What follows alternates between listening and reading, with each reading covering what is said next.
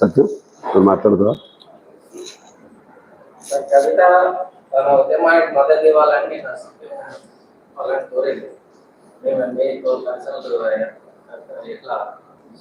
నన్ను కూడా అడిగారు వస్తావని, నాకు కుదరదు. అది ఏం ఉద్యమం అది?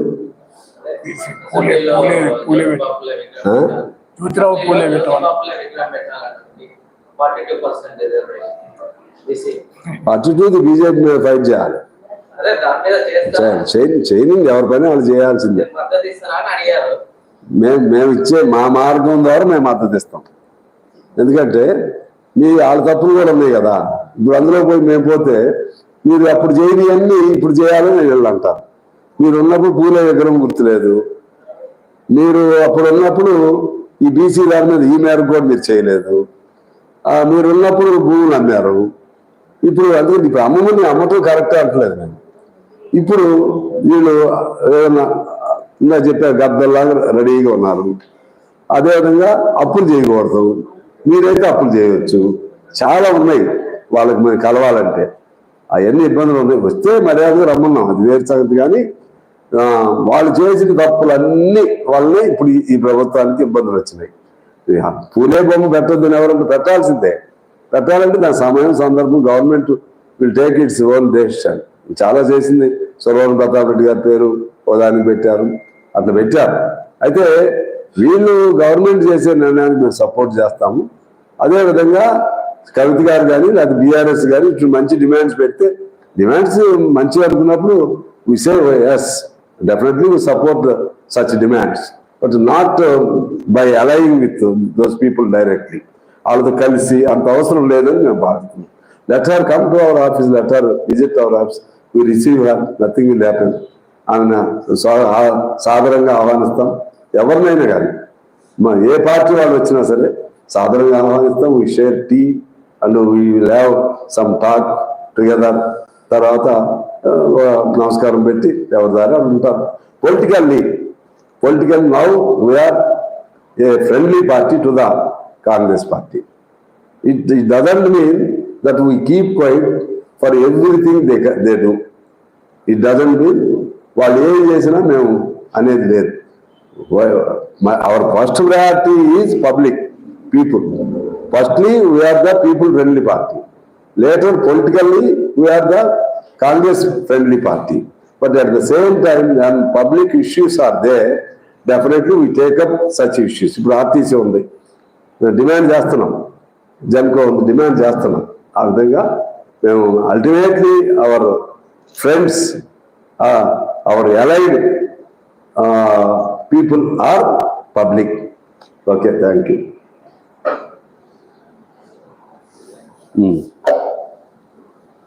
సెన్సేషన్ ఏం లేవా మీకు?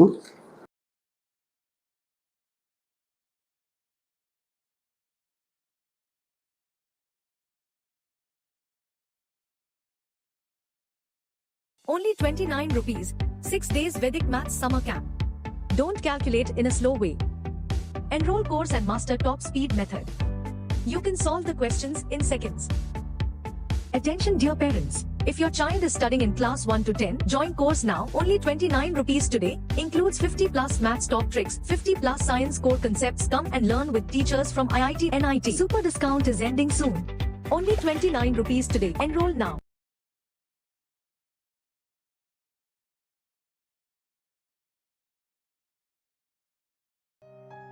Today, we bring you an inspiring speech by Indian Prime Minister Narendra Modi at the AI Action Summit in Paris, France. Speaking alongside French President Emmanuel Macron, PM Modi shares his vision for AI governance, innovation, and responsible AI adoption. He highlights India's leadership in AI, emphasizing the importance of transparency, sustainable development, and ethical AI use. Watch as he explores AI's role in reshaping economies, job markets, and global cooperation. Excellencies, friends, let me begin with a simple experiment. If you upload your medical report to an AI app, it can explain in simple language, free of any jargon, what it means for your health. But if you ask the same app to draw an image of someone writing with their left hand, the app will most likely draw someone writing with the right hand. Because that is what the training data is dominated by. It shows that while the positive potential of AI is absolutely amazing, there are many biases that we need to think carefully about. That is why I am grateful to my friend, President Macron, for hosting this summit and for inviting me to co-chair it. Friends, AI is already reshaping our polity, our economy, our security, and even our society. AI is writing the code for humanity. AI is writing the code for humanity in this century. But it is very different from other technology milestones in human history. AI is developing at an unprecedented scale and speed, and being adapted and deployed even faster. There is also a deep interdependence across borders. Therefore, there is a need for collective global efforts to establish governance and standards that uphold our shared values, address risks, and build trust. But governance is not just about managing risks and rivalries. It is also about promoting innovation and deploying it for the global good. So, we must think deeply and discuss openly about innovation and governance. Governance is also about ensuring access to all, especially in the global south. It is where the capabilities are most lacking, be it compute, power, talent, data, or the financial resources. Friends, AI can help transform millions of lives by improving health, education, agriculture, and so much more. It can help create a world in which the journey to sustainable development goals becomes easier and faster. To do this, We must pull together resources and talent. We must develop open source systems that enhance trust and transparency. We must build quality data sets free from biases. We must democratize technology and create people-centric applications. We must address concerns related to cybersecurity, disinformation, and deepfakes. And we must also ensure that technology is rooted in local ecosystems for it to be effective and useful. Friend, loss of jobs is AI's most feared disruption. But history has shown that work does not disappear due to technology. Its nature changes and new types of jobs are created. We need to invest in skilling and reskilling our people for an AI-driven future. Friends, there is no doubt that the high energy intensity of AI needs to be looked into. This will require green power to fuel its future.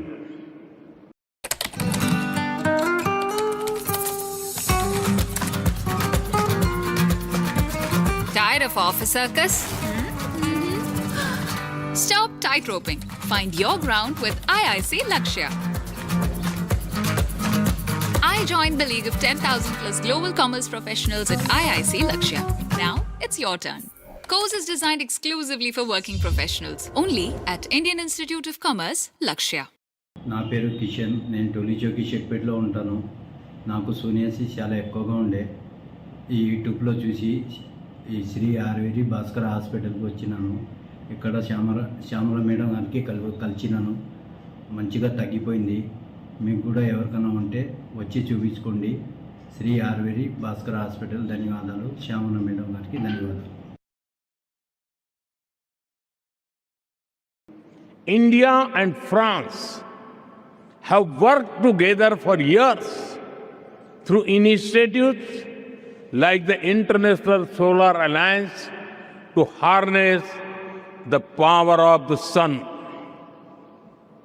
As we advance our partnership to AI, it is a natural progression from sustainability to innovation to shape a smarter and responsible future.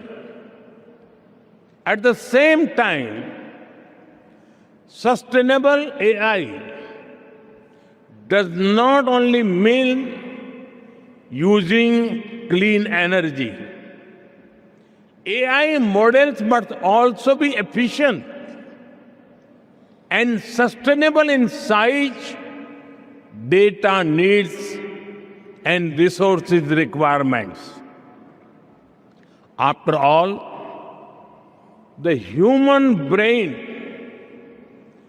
manages to compose poetry and design spaceships using less power than most light bulbs.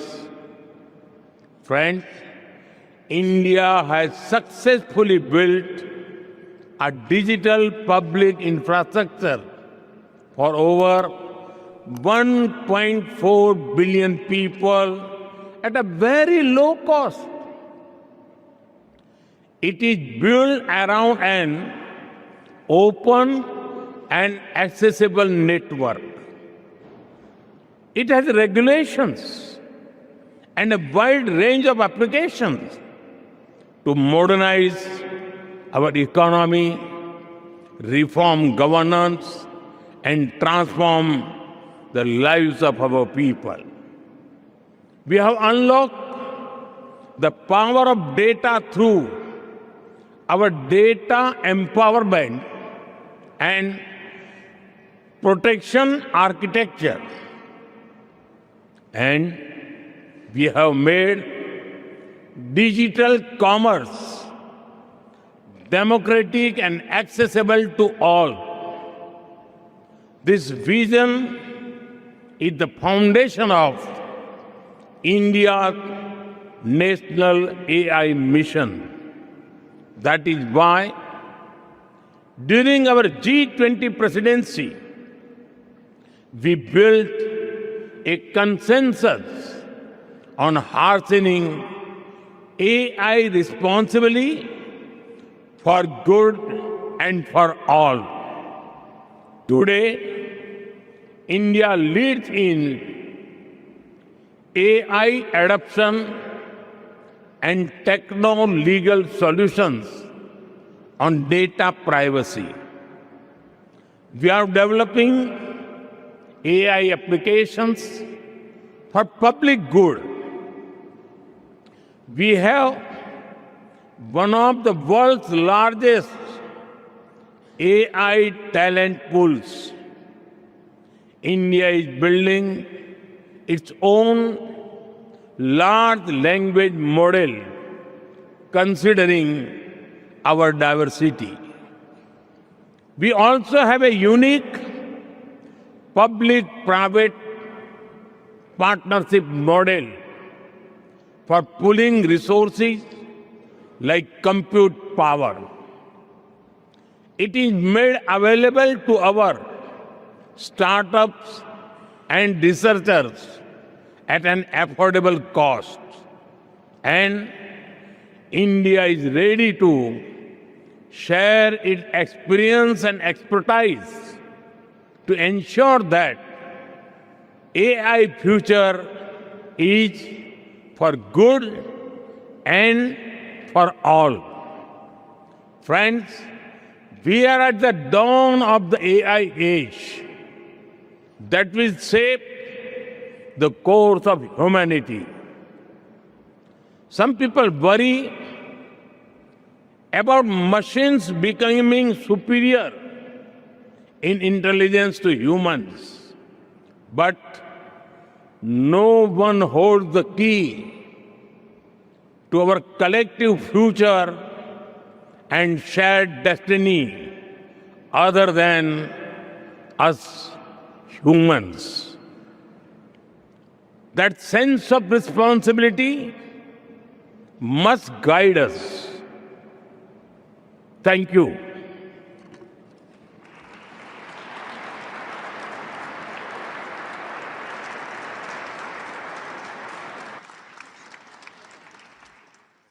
Visit our site, EnglishSpeechChannel.com, for exclusive access to video transcripts, offline audio, English lessons, and private classes.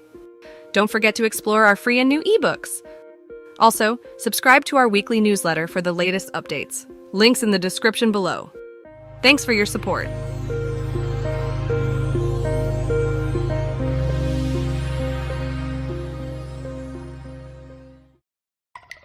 Bro ready? Super ready. ये देख, credit card, debit card, lounge card और थोड़ा extra cash, international roaming भी चालू करवा दिया है। तू हॉलिडे की तैयारी कर रहा है कार्ड्स का लकी ड्रॉ खेलने की? हाँ तो अब क्या करें? बस एक कार्ड रख जो सारा काम करेगा। Borderless travel by Thomas Cook, safe, convenient, gives you lounge access, free local SIM card और बहुत कुछ। Borderless travel by Thomas Cook, the only travel card you'll need. Thomas Cook, India का forex specialist.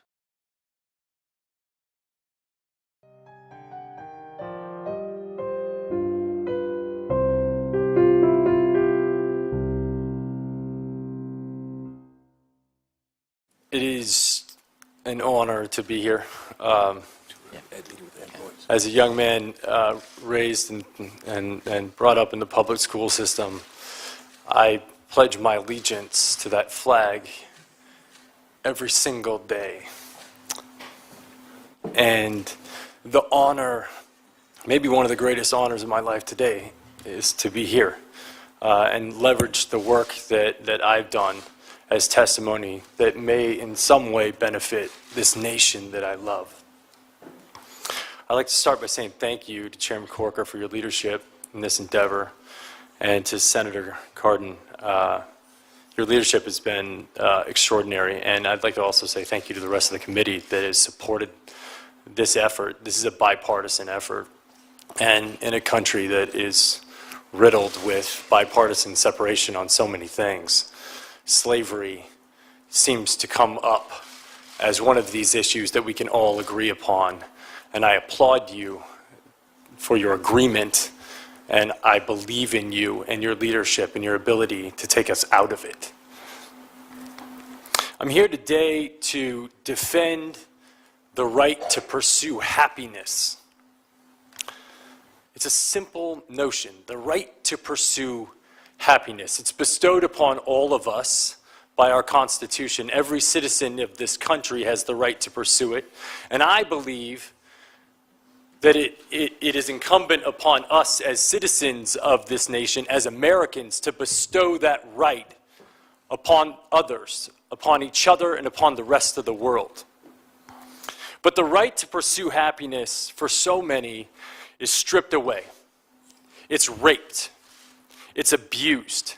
It's taken by force, fraud, or coercion. It is sold for the momentary happiness of another.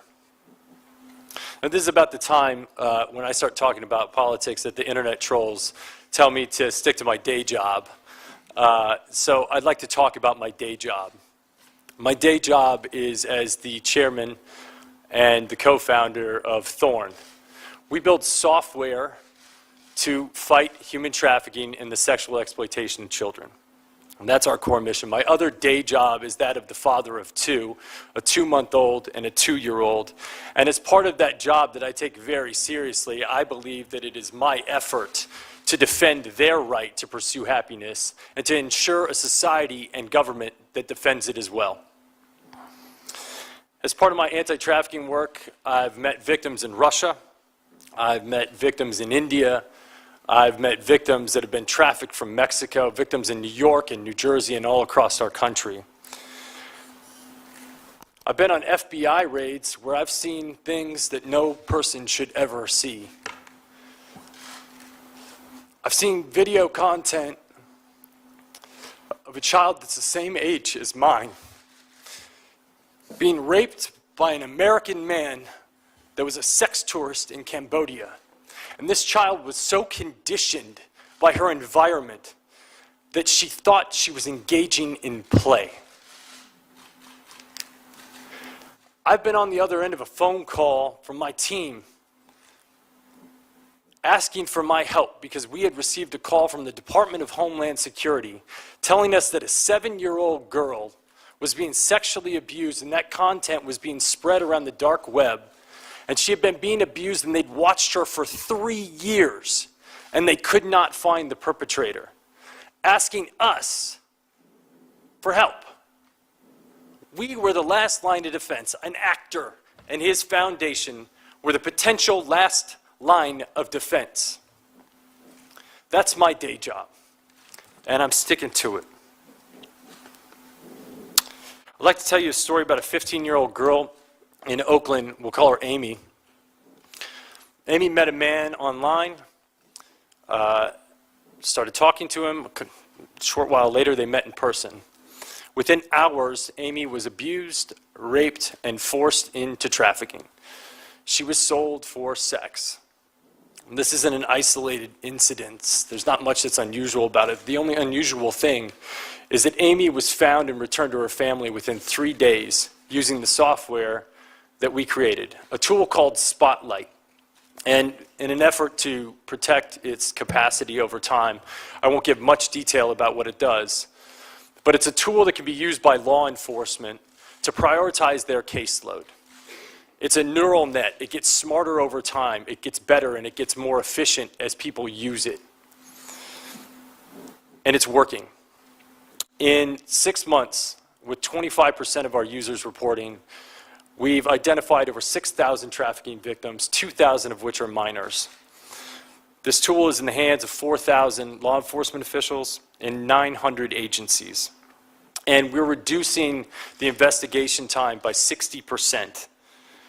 This tool is effective, it's efficient, it's nimble, it's better, it's smarter. Now, there's often a misconception about technology that in some way it is the generator of some evil, that it's creating job displacement, and that it enables violence and malice acts. But as an entrepreneur and as a venture capitalist in the technology field, I see technology as simply a tool without will. The will is the user of that technology, and I think it's an important distinction. An airplane is a tool. It's a piece of technology, and under the right hands, it's used for mass global transit, and under the wrong hands, it can be flown into buildings. Technology can be used to enable slavery, but it can also be used to disable slavery, and that's what we're doing. I alluded to a phone call that we got from the Department of Homeland Security about this girl that was being trafficked on the dark web. Now, it's interesting to note that the dark web was created in the mid-90s. It was a tool that was created by the Naval Research Lab called Tor, a tool with absolute purpose and positive intention for sharing intelligence communications anonymously. It's also been used to help people who are being disenfranchised by their government within political dissent in oppressive regimes. But on the other side, it's used for trafficking, for drug trafficking, for weapons trafficking, and for human trafficking. And it's also the warehouse for some of the most offensive child abuse images in the world. Now, when the Department of Homeland Security called us and asked for our help and asked if we had a tool, I had to say no. And it devastated me. It haunted me. Because for the next 3 months, I had to go to sleep every night and think about that little girl that was still being abused. And the fact that if I built the right thing, we could save her. So that's what we did. And now, if I got that phone call from Greg, wherever you're at, the answer would be yes. We've taken these investigation times of dark web material from 3 years down to what we believe can be 3 weeks. The tool is called Solus. Once again, I won't go into too much detail about the tool, but it's being used by 40 agencies across the world today in beta, and we believe that it's going to yield extraordinary results. And just like Spotlight, it gets smarter and more efficient and more cost-effective over time. So where do we go from here? What do we need? Obviously, we need money. We need financing in order to build these tools. Technology is expensive to build, but the beauty of technology is once you build the warehouse, it gets more efficient and more cost-effective over time. I might be able to present to you a government initiative where next year I come back and ask for less.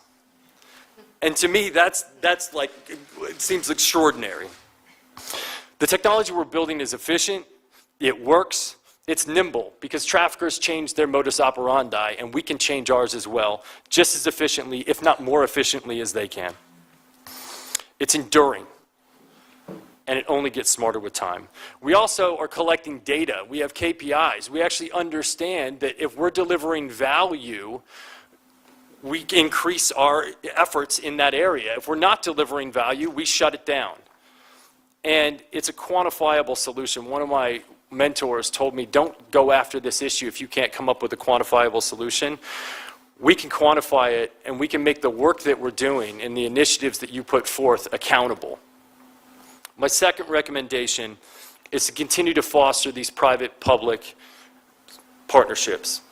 Spotlight was only enabled by the McCain Institution and the full support of Cindy McCain and a man that I find to be not only a war hero, but a hero to this issue, John McCain.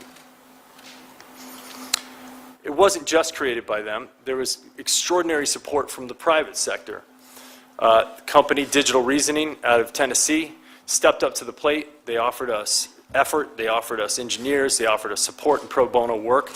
We've had the support of companies that oftentimes war with each other, from Google to Microsoft to AWS to Facebook. And some of our other technology initiatives include many, many other private companies. It's vital to our success. These private-public partnerships are the key.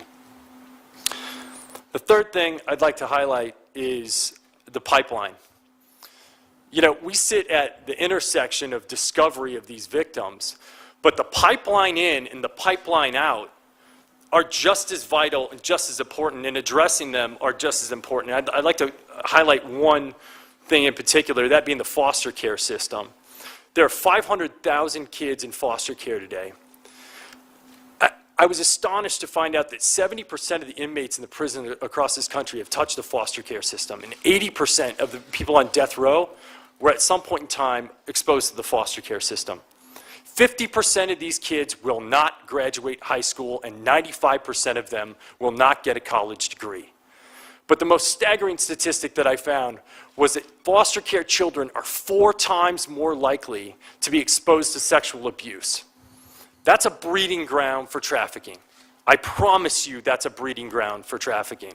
But the reason I looked at foster care is that it's a microcosm. It's a sample set that we have pretty extraordinary data around to date, even though we can't seem to fix it.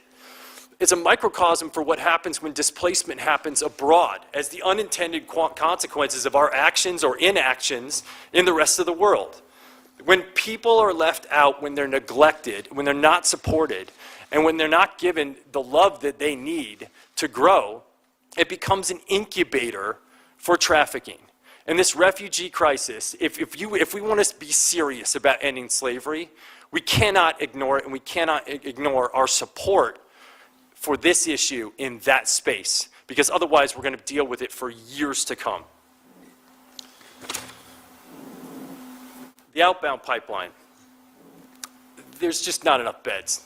The bottom line is, once someone is exposed to this level of abuse, it's a mental health issue. And there aren't enough beds, there's not enough support, and we have to have the resources on the other side. Otherwise, the recidivism rates are through the roof. It's astonishing, because when Maslow's hierarchy of needs are not being met, people resort to survival, and if this is their means of survival and the only source of love that they have in their life, that's what they go for. So we have to address the pipeline out, and we have to create support systems on the other end. It's not an entitlement, it's a demand to end slavery. My fourth and final recommendation is the bifurcation of sex trafficking and labor trafficking. They're both aberrations, they're both awful. They're both slavery, and they're both punitive, in fact. But the solution sets are highly differentiated.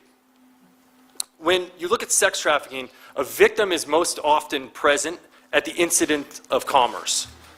And this provides an opportunity for drastic intervention. Whereas in labor trafficking, the victims are being hidden behind the manufacturers and the merchandisers. And it requires an entirely different set of legislation and proactivity and enforcement in order to shut it down. Now, there's a lot of rhetoric that's going on in the world right now about job creation in the United States. Well, if we want to create jobs in the United States, I would ask you to consider eliminating slavery from the pipelines of corporations. Because a lot of that slavery is happening abroad. And if we ask those corporations, under extreme pressure, that if you don't change it, you are going to be penalized. And if you don't clean up that pipeline, it's going to mean trouble.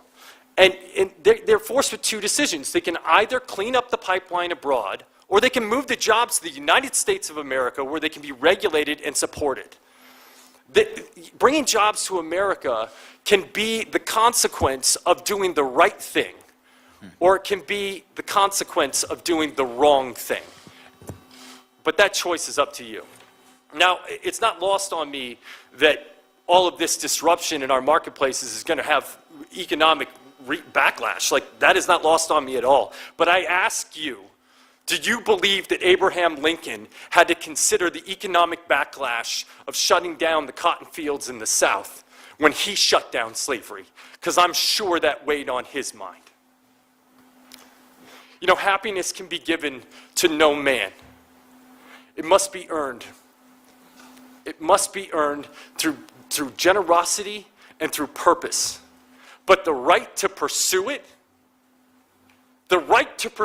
is every man's right. And I beg of you that if you give people the right to pursue it, what you may find in return is happiness for yourself. Thank you.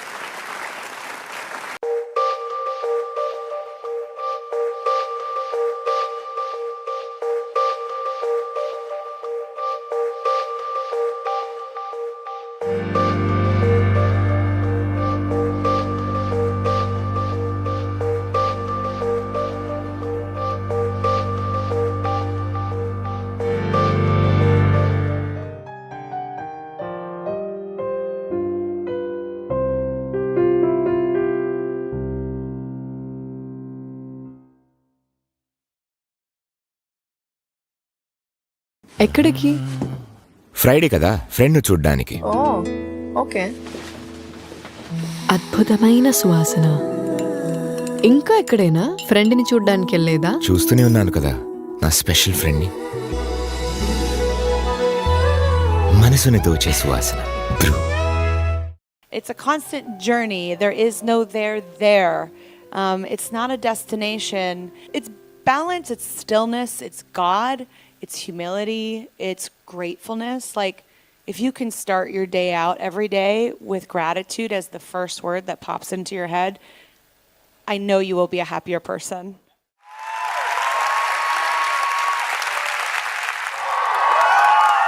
India does have a legacy when it comes to the history related to music. So what are your thoughts of the music scene here in India?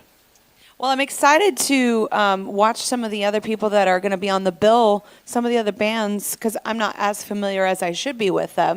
And I'm totally excited to immerse myself in the culture this week in Mumbai. And if anybody has any tips, I will take it. But I don't just stay in my room. I'm not a girl that just orders room services and chill.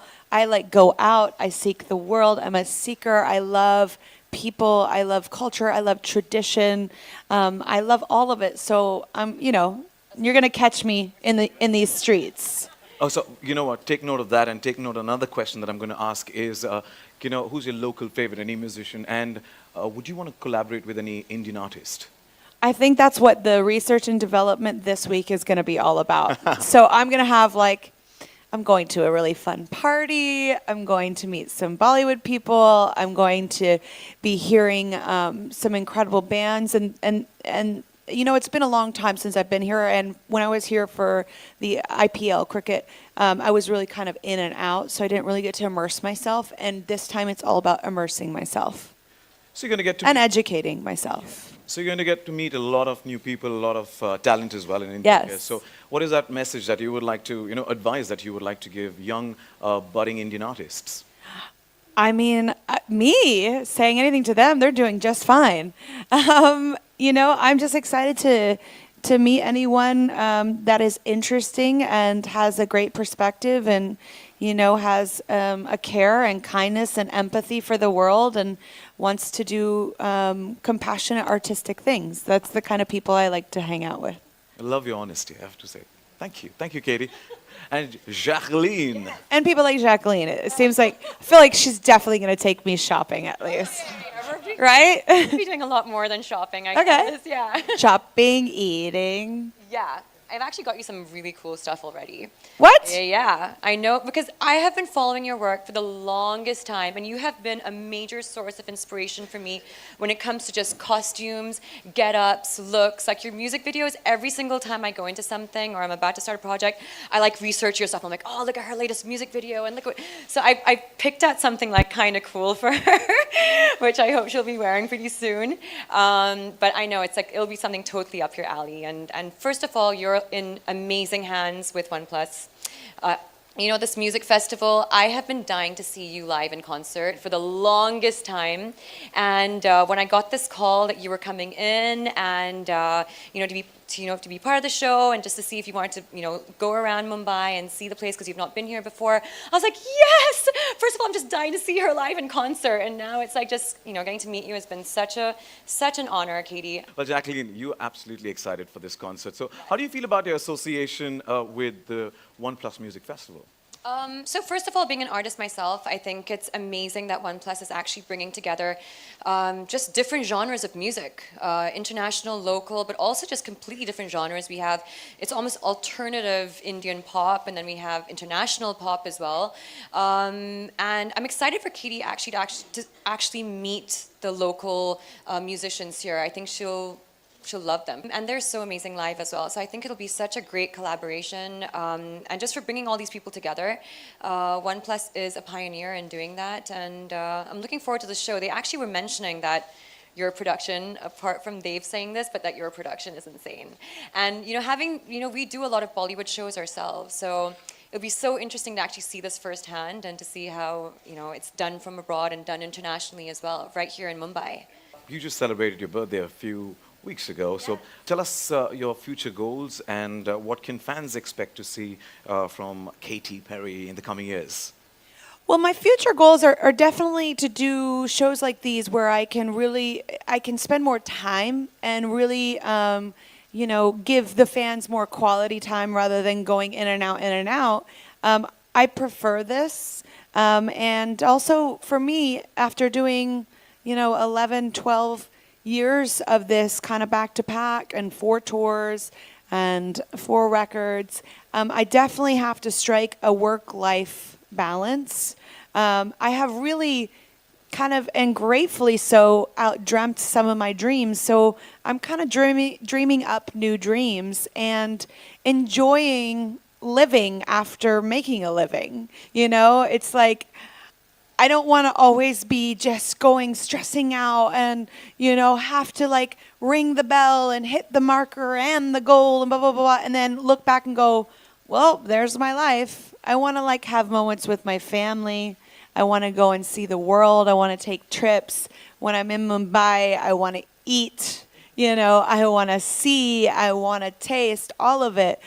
So it's not a matter of slowing down. It's just a matter of just trying to more consciously be more present where I'm at and really soak it in, because it has been such an incredible whirlwind from 2008 till now. But some of it is I can't even believe it happened. It was I was holding on for dear life and going this way and this way. And that's what happens in the beginning of your career. And you just have to buckle up.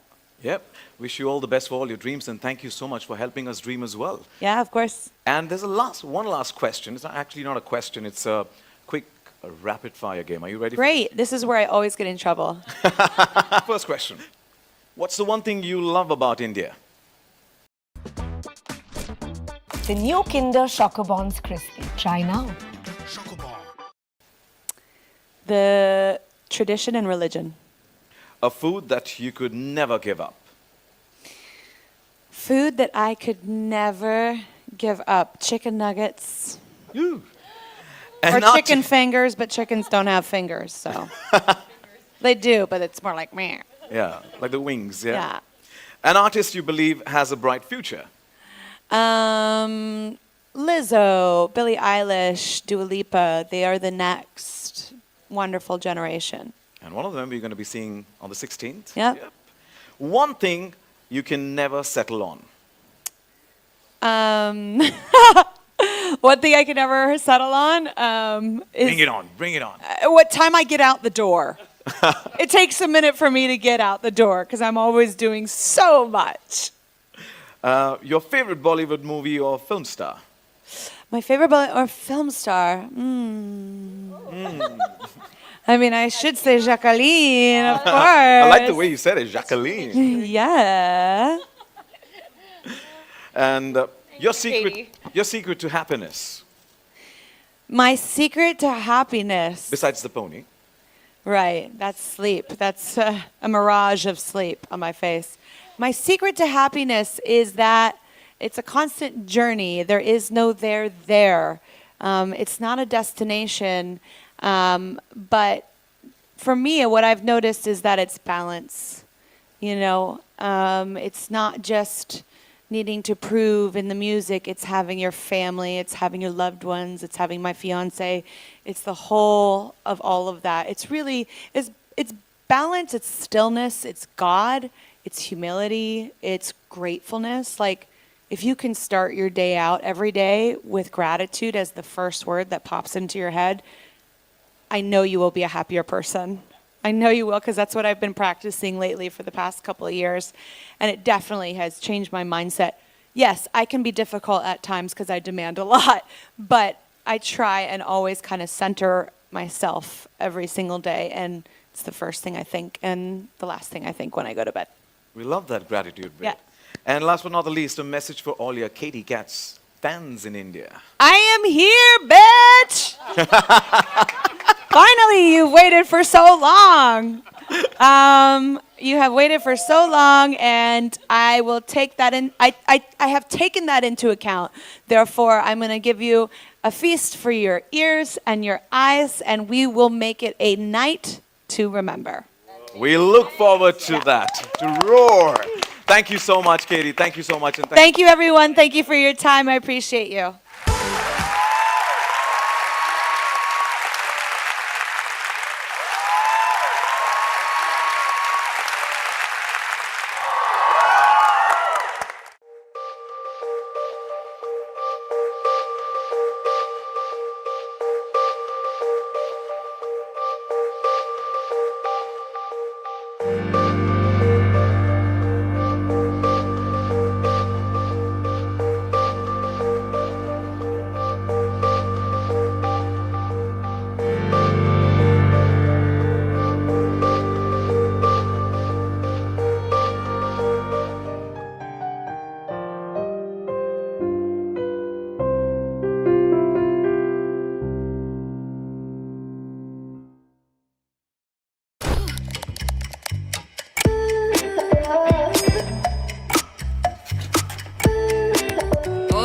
Tired of office circus? Stop burning out. Find work-life balance with IIC Lakshya. The smartest decision I made, joining IIC Lakshya, India's #1 commerce institute. Now it's your turn. Course is designed exclusively for working professionals. Only at Indian Institute of Commerce, Lakshya. Mango fruity, fresh and juicy. Boledanta fun.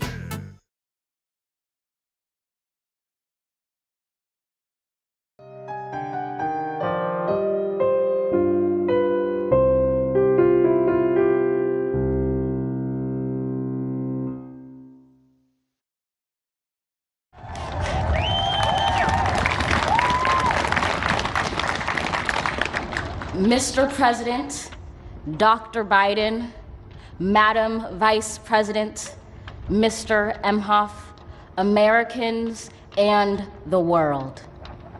When day comes, we ask ourselves, where can we find light in this never-ending shade? The loss we carry, a sea we must wade. We've braved the belly of the beast. We've learned that quiet isn't always peace. In the norms and notions of what just isn't always just is.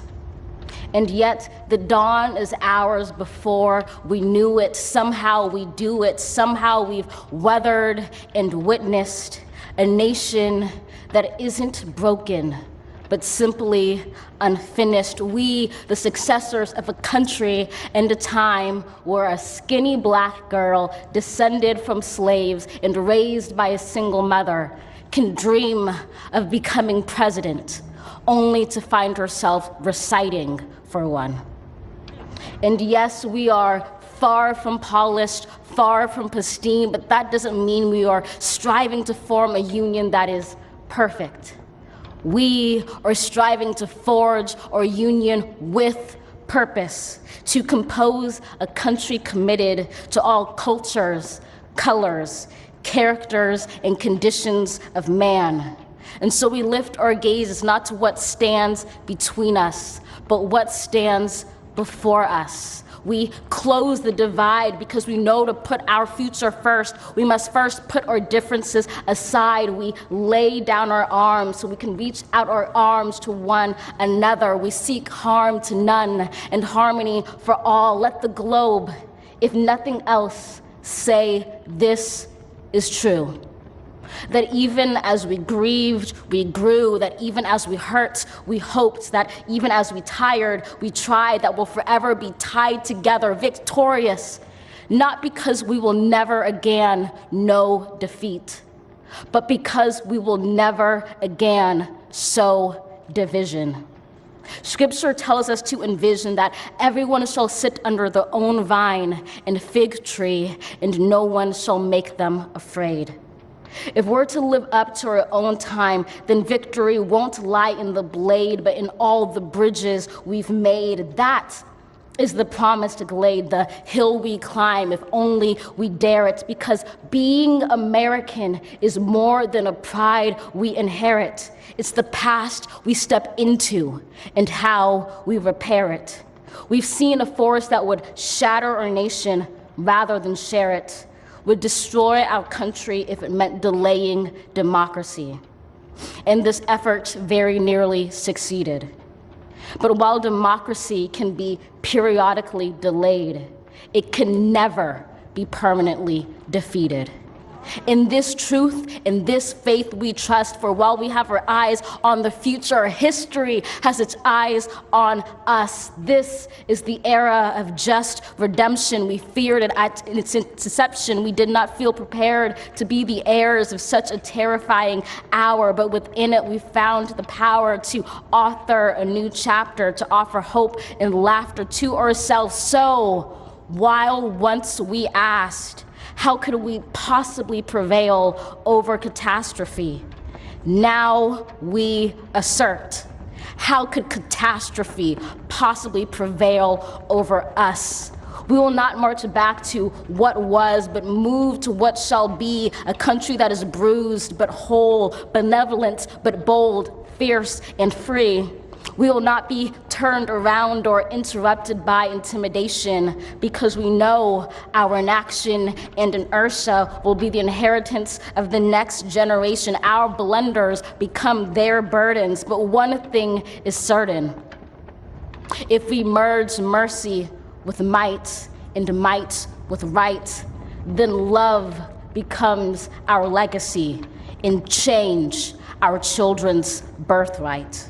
So let us leave behind a country better than the one we were left. With every breath from my bronze-pounded chest, we will raise this wounded world into a wondrous one. We will rise from the gold-limbed hills of the west. We will rise from the wind-swept northeast, where our forefathers first realized revolution. We will rise from the lake-rimmed cities of the Midwestern states. We will rise from the sun-baked south. We will rebuild, reconcile, and recover in every known nook of our nation, in every corner called our country. Our people, diverse and beautiful, will emerge battered and beautiful. When day comes, we step out of the shade, aflame and unafraid. The new dawn blooms as we free it. For there is always light, if only we're brave enough to see it, if only we're brave enough to be it.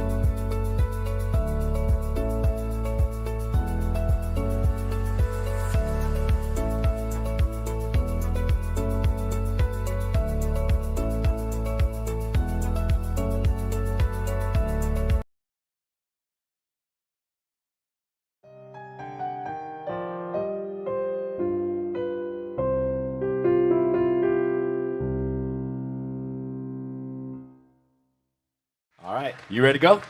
I'm ready to go. All right. I feel a little underdressed. I just came from the basketball court. You know, there's been so many athletes that have made the NBA, the highest echelon of professional basketball in the world. And there's athletes that can jump as high as the sky, run as fast as, you know, a cheetah. They can hit buckets, they can react. But it's the special niche of players that have that mindfulness, that have that attacking mode, that relentless mode, that mode where they go ice cold last few minutes. You know, I think that makes a difference between the great ones and the greatest ones, right? Yeah, you know, it's funny. Like, to me, the mentality is a really simple one in the sense that the confidence comes from preparation. You know, so when the game's on the line, I'm not asking myself to do something that I haven't done thousands of times before, right? So when I prepare, I know what I'm capable of doing, I know what I'm comfortable doing, and I know what I'm not comfortable doing.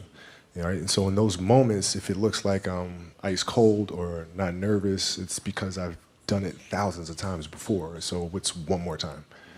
Right? So that leads me to talk about a lot of this Kobe tour this year in Asia. Is we reiterate the Mamba mentality. You know, can you talk a little bit about what the Mamba mentality is? Because that's something that's been developing over, I don't want to say 20 years, it's been developing for 35 years, right? Since you were a little kid. Well, I mean, overall, you know, the idea is a very simple one. And, you know, the Mamba mentality simply means trying to be the best version of yourself. That's what the mentality means. It means every day, you know, you're trying to become better. And it's a constant quest. It's an infinite quest. So starting at the age of 2, when I first started playing the game, and on and on and on, I always ask questions. I always try to get better every single day, learn more, learn more. You were asking questions at 2? Oh, dude, I was asking questions all the time. I mean, you'd be surprised. Like, some people, like my kids at 2, could do a lot of things. Mm-hmm. Right? At 2, I could dribble a basketball. I could shoot a basketball on the Nerf hoop at the house. And I would go to practice with my father. I would observe my father. I'd sit and watch games with him. And was he your first coach? Yeah, I mean, I guess you could say that. You know, a lot of things I learned by being around the game. Mm-hmm. Right? So by the age of 6, I was already strategizing versus other 6-year-olds. You know, at the age of 6, I figured out 6-year-olds couldn't dribble with their left hand. And so I said, okay. A lot of 12-year-olds can't dribble with their left hand. Well, yeah, hand. would imagine 6. So like when I was playing these 6-year-old kids, I would make them dribble with their left because I knew they couldn't. And so they dribble off their foot. I'd pick it up, lay it up. Do it again. Dribble off foot, pick it up, lay it up. So at 6 years old, I had 63 points. And and I remember my dad. So your 6-year-old self could beat your 38-year-old self because you only scored 60 in the last game. Yeah. But yeah, I mean, listen, I just constantly looked for things to learn from, and you know, very observant.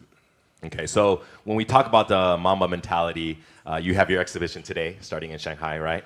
Also, we've been talking about this whole tour with young kids that are 5, 10, 15, 20. We just did a Kobe Academy right now. We talk about being passionate, being obsessive, being relentless, being resilient, and being fearless.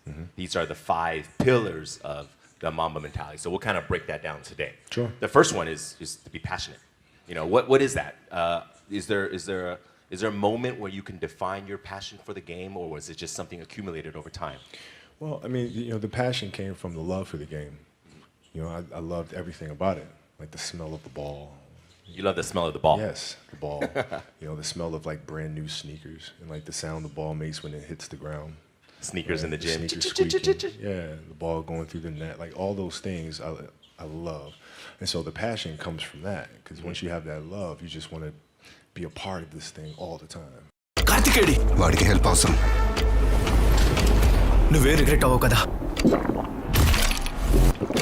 Friend ఆడు వెళ్ళకపోతే life long regret అవుతాము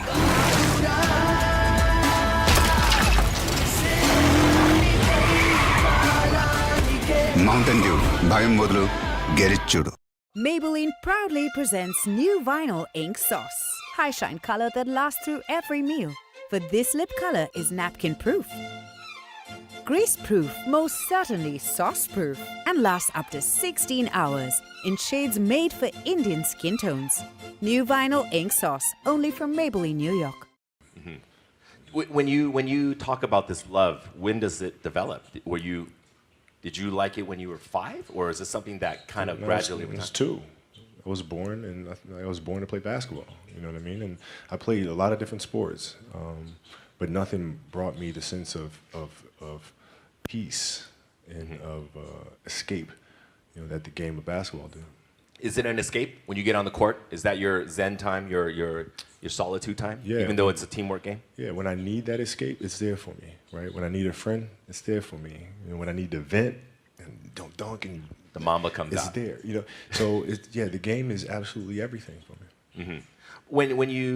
When we talk about trying to get kids to be passionate, I don't think your situation is the norm. Not every kid knows their passion at 2 or 5, right? How do kids find that passion then? Well, right? I think as because parents we just try to you embraced it right away too. I mean, I think as parents we try to put them in different things, try to expose them to as many things as possible, and then see if there's one thing that connects with them. You know, because if it does, you don't have to tell them to do it. You know, whether it's writing or painting or drawing. You know, if they have that passion, you don't have to tell them. They'll go off and do it because it's just fun. They'd rather do that than anything else. So, but as parents, it's our job to just expose them to as many things as possible and see which one they gravitate to the most. It's interesting because you talk about kids, right? Originally we were talking about you. Now you're talking about your kids and their passions. Do you kind of feel that passion for them and say, hey, let's go play some basketball or volleyball or let's go swimming? Yeah, we expose them to all kinds of, I mean, they play a lot of different sports. They do a lot of things creatively, you know, in writing and things like that, and designing. And you just sit back and you just watch which one they move to. And then it's our responsibility as parents to try to set them up for success as much as we possibly can. Do you want them to play basketball? I want them to find whatever it is that they're passionate about. Like whatever they feel like their purpose is, then that's what I want them to do. Do they love basketball though? Your girls? So my youngest one, she does. She wants to play, and she wants me to teach her how to play this summer. And you know, our eldest is really into volleyball. So but we'll see. You know, our passions tend to change. So you're gonna get into volleyball now? Well, yeah. I mean, my sister was a great volleyball player, so we have a teacher in the family. Is there one moment where you can say it defined your passion for basketball? Is there a story or moment when you said, "Damn, that was it. That was like when I felt really passionate"? No, it doesn't. It never leaves. It never leaves. Like you know, the game is just a part of me. So it never leaves. Even now that I'm retired, you know, everything that I've learned from the game of basketball, I've carried it over into life.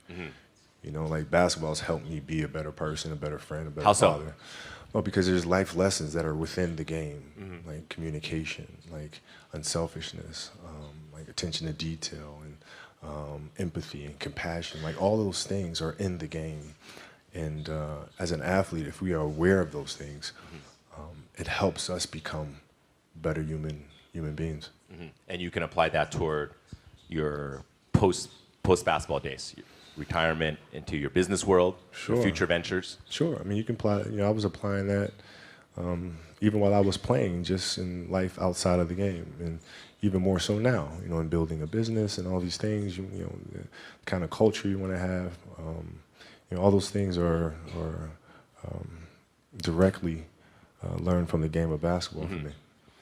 Next up is the next pillar, be obsessive. Obsessive. That's, I think a lot of people equate that with you. You know, Kobe is obsessive in a lot of things. We've been doing this for, what, 8 years now, Asia Tour. You know, I've been with you for a long way. The one moment that stands out of, we've done, I don't know how many we've done, what, 800 events. The one time was 4 a.m. We went out to practice at 4 a.m. And that was your idea to do it. But, and then, you know, all these Nike people are like, no, let's not do that. And then you're like, let's do it at 4 a.m. So you got security, you got brand marketing, sports marketing going, no, let's not do it. You're like, let's do it. Because that's your obsessiveness, right? I mean, to me, it just makes complete sense. Not to us. I'm sleeping at 4 a.m. You're working out. So talk about that. Okay, so if your job is to try to be the best basketball player you can be, right? To do that, you have to practice, you have to train, right? You want to train as much as you can, as often as you can. So if you get up at 10 in the morning, train at 11, right? 12, say 12, train at 12, train for 2 hours, 12 to 2. You have to let your body recover. So you eat, recover, whatever. You get back out, you train, start training again at 6. train from 6 to 8, right? And now you go home, you shower, you eat dinner, you go to bed, you wake up, you do it again, right? Those are 2 sessions, right? Now imagine you wake up at 3, you train at 4, you go 4 to 6, come home, breakfast, relax, blah, blah, blah. Now you're back at it again, 9 to 11, right? You relax, and now all of a sudden you're back at it again, 2 to 4, and now you're back at it again, 7 to 9.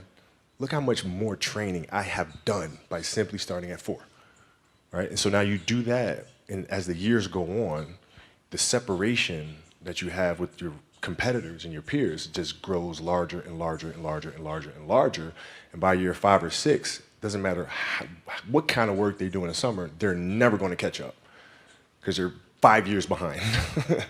Right? So it makes sense to get up and start your day early because you can get more work in. Is that genetic? Or is that something you ingrained and trained yourself? No, it was Who just, taught you that? For me, it was just common sense. Like I can if I start earlier, I can train more hours, and I know the other guys aren't doing it because I know what their training schedule is, right? So I know if I do this consistently over time, the gap's just going to widen and widen and widen and widen and widen, and they won't be able to get that back. Mm-hmm. So to me, it was just common sense and like thinking, how can I get an advantage? Oh, start earlier. Yeah, let's do that. When did you start doing that? Man, like high school. My first class in high school was 7:45. I used to get to the gym around 5 a.m. and I'd play before school. Mm-hmm. And then school would start. Who's playing with you at 5 a.m.? My coach. So my coach would show up and we'd do all these basketball drills. Mm-hmm. Right? So just you and your coach? Just me and my coach. And sometimes it would just be me and the janitor, and who's still there today. And then I play at lunchtime. That guy should get a medal. I hooked him up with a few things.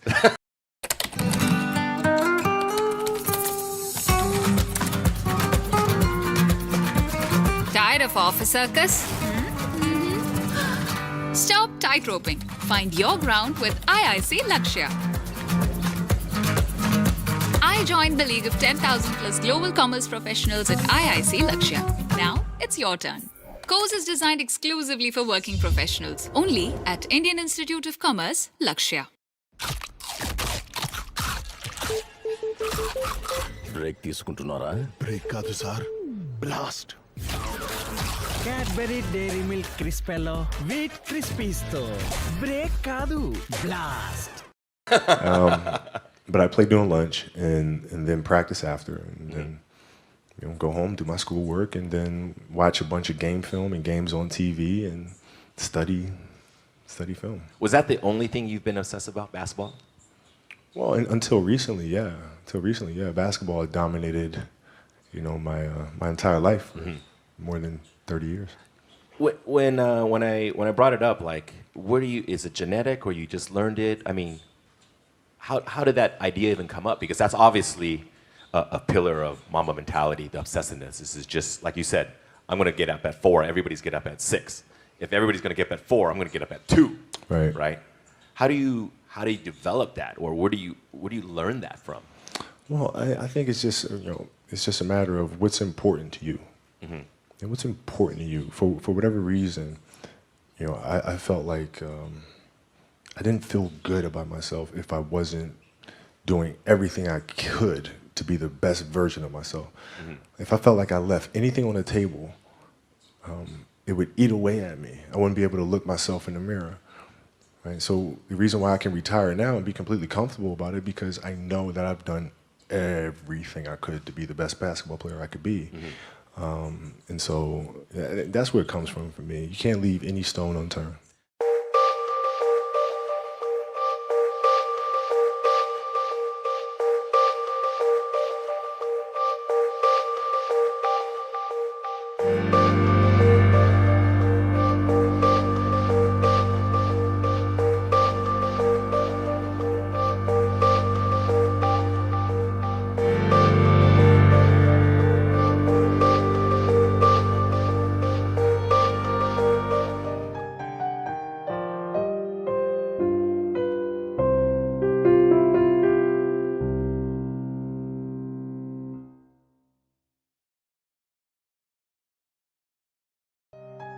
Today, we bring you an inspiring keynote speech by Elon Musk, the CEO of SpaceX, and a visionary entrepreneur known for his groundbreaking work in sustainable energy and space exploration.